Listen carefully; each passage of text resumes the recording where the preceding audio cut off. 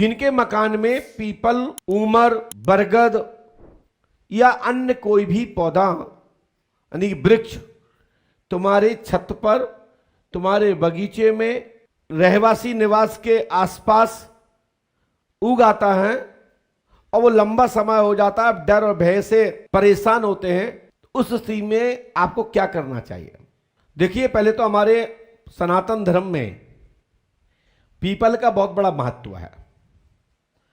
People कोई साधारण वृक्ष नहीं है।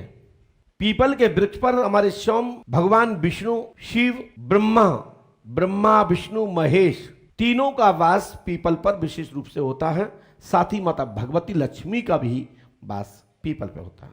यहां तक भी कहें, कई मंडल, सिद्ध मंडल, नाग मंडल, गंधर्व मंडल के सिद्ध देवता, पितर इत्यादि भी निवास पीपल पर करते हैं।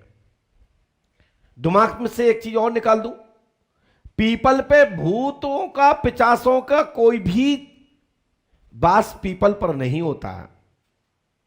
देवताओं का वास होता है, सिद्धों का वास होता है, नागों का वास होता है, गंधर्वों का होता है। बड़े बड़े देवता, बड़े बड़े सिद्ध जो देव कोटि के होते हैं, सिद्ध कोटि के होते हैं, वो पीपल पर वास करते हैं। भूत पिशाच पीपल पर वास नहीं करते। हमारे यहां एक किंवदंती है कि पीपल की छाया में रात्रि में कोई भी वहां नहीं जाता है। दिन में तो चले जाते हैं, लेकिन रात्रि वर्जित किया गया है और कह देते हैं घर के लोग, उस पर बहुत बड़ा भूत रहता है। पीपल पर कोई भी भूत नहीं रहता है। लक्ष्मी जी का वास होने के कारण रात्रि में वर्जित किया गया है।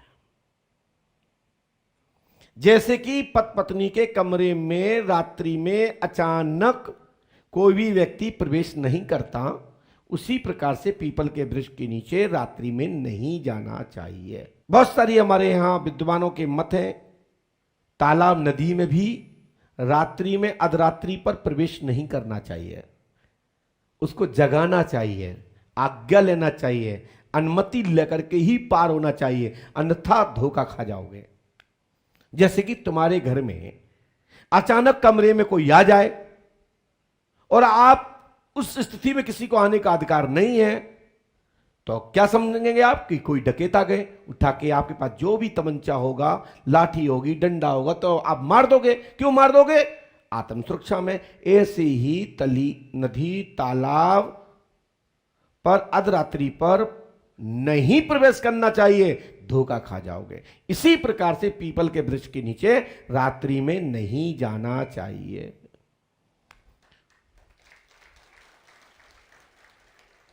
अब वो पीपल का वृक्ष बहुत भारी है, प्राचीन है, बड़ा लंबे समय, बड़ी आयु वाला है। ऐसे वृक्ष को क्या करें? ऐसे वृक्ष को काटने के लिए अनुमति हमारे विद्वान महापुरुषों ने नहीं दी है। उन्होंने कहा है, यदि आपके यहां यज्ञ हो रहा है, कोई अनुष्ठान हो रहा है, तो उसको संविदा के लिए पहले उस पीपल से प्रार्थना करें और उसकी शाखाएं अनुष्ठान के नाम पर, यज्ञ के नाम पर, भंडारे के नाम पर, हवन के नाम पर, यज्ञ के नाम पर, मेरी बात से समझ पा रहे होंगे, ऐसी अनुमति लीजिए और हाथ जोड़ के प्रार्थना कीजिए और जितनी उचित शाखाएं लगे उतनी शाखाएं ले लीजिए। उसी दौरान जो तुमको दिक्कत दे रही हो शाखा, वो जब कोई यज्ञ के लिए ले रहा हो तो उसमें उस प्रकार की वो शाखा भी कटवा दे और उस शाखा का जो दक्षिणा बनता हो, 5 ब्राह्मण, 5 कन्या, 1 संत, एक मंदिर में हनुमान जी को चोला या देवी का श्रृंगार किसी मंदिर में उस शाखा के बदले करा दीजिए। हमारे यहां हिंदू धर्म में पीपल की कोई भी शाखा, जो बट वृक्ष हैं, जो परिवार वृद्धि के वृक्ष हैं, जिनको जलाया नहीं जाता, चाहे वो पाखर हो, बरगद हो, ये जलाने के लिए नहीं है, ये यज्ञ अनुष्ठान के स्तंभों के लिए है और यज्ञ में संविदा के लिए इस वृक्षों की शाखाओं का उपयोग किया जाता है। यज्ञ में 16 स्तंभ होते हैं। जिसमें अलग अलग वृक्षों की शाखाओं से गेट बनाए जाते हैं, जो 4 गेट बनते हैं एक के, तो उसमें उपयोग करना चाहिए। बड़े वृक्ष को कभी भी नहीं काटना चाहिए। यदि आप काट भी रहे हो, जरूरती है, उस भूमि पे आप कुछ विशेष करने वाले हो, तो उसके बदले वृक्ष से प्रार्थना करके, वृद्ध वृक्ष को देखते हुए, कुछ उसमें सूखापन आ गया हो तब भी निवेदन प्रार्थना करके और 101 पौधे का संकल्प लेकर के तब उसको आप ब्राह्मणों के द्वारा पूजन अनुष्ठान के माध्यम से आप उस शाखा को, पहले तो 2 प्रकार की शाखाएं होती हैं, एक होती है शाखा लेना, एक होता है जड़ सहित लेना। तो जड़ सहित काटने की अनुमति नहीं दी गई है, परंतु यदि वृद्ध है तो उस अवस्था में ब्राह्मणों को आगे लेकर के 1 सवा किलो का हवन करावे और उसके बाद महज जड़ से उसको ले लेवे और उसके बाद वहीं की मिट्टी थोड़ी सी अपने एक जगह कलेक्ट जोड़ लेवे और जहां आप 101 वृक्ष लगाएंगे उसमें उसी मिट्टी को भी थोड़ा थोड़ा एक एक मुट्ठी उस जगहों पे डलवा दें और वहां 101 वृक्ष लगवा दीजिए, आपको दोष नहीं लगेगा। हमारी बात आपको समझ में आती जा रही है ना? वृक्ष शनिवार को नहीं लगाना है, यह ध्यान रखना। शनिवार को यदि वृक्ष आप लगाओगे तो आप नुकसान में पड़ जाओगे। आपको सोमवार, मंगलवार, बुधवार, बृहस्पति और शुक्रवार तक लगा सकते हो, शनिवार को नहीं लगा सकते, क्योंकि शनिवार को विशेष रूप से लक्ष्मी का वास होता है। आप मेरी बात समझ पा रहे हो? और इसको पीपल को काटने के पहले एक टोटका जरूर करें। अब आइए, टोटका वो विशेष बहुत जरूरी है, चाहे वो छत पे लगा हुआ पीपल का पेड़ हो, चाहे दीवाल में उग गया हो, चाहे वो तुम्हारे बगीचे में आ गया हो। मेरी बात को समझना। तो क्या करना है? 7 मिर्ची, 1 नींबू, पहले पीपल से प्रार्थना, निवेदन, जल डालना है और काटने से पहले 3 घंटे पहले यह प्रार्थना करना है। कितने पहले करना है? 3 घंटे पहले करना है।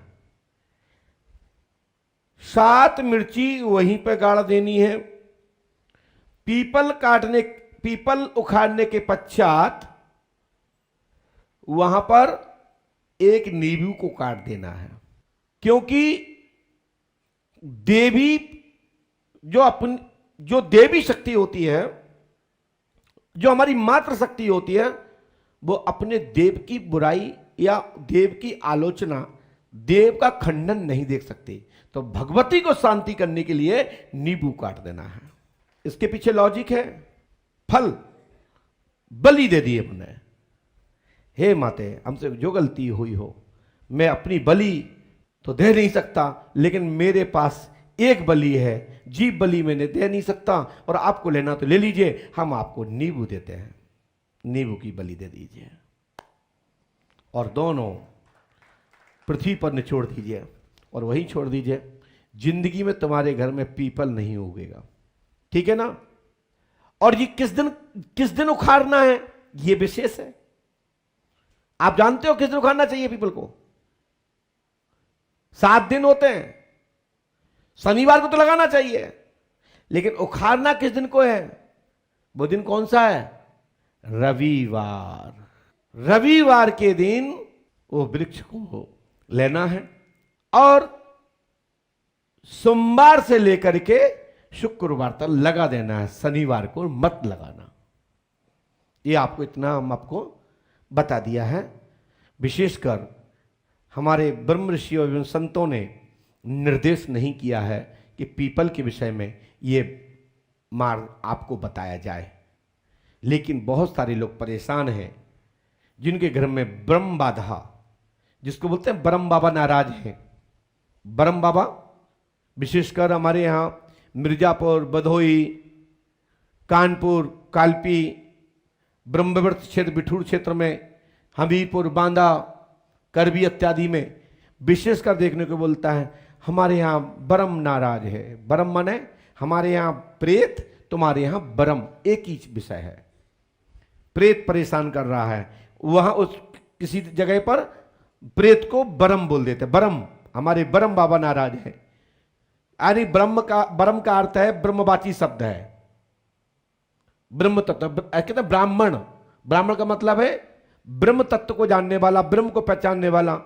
तो जो ब्रह्म है वो ब्रह्म तत्व को जानता है, क्योंकि उसकी कोटि ब्रह्म तत्व की है, वो ब्रह्म को जानता है, परंतु उसके भटका होने के कारण से उसको ब्रह्म राक्षस हो गया है।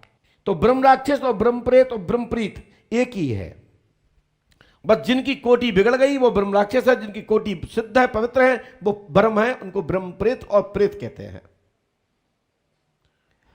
जो इनमें भी श्रेष्ठ हो, सबको पहचानता हो, ब्रह्मविद्ध हो, विद्वान हो, श्रेष्ठ हो, वाक्य मजबूत हो, जो कह देता है वो कर देता है, उसको ब्रह्म परीत कहते हैं। प्रेत 3 प्रकार के होते हैं, प्रीत, परीत और परीत।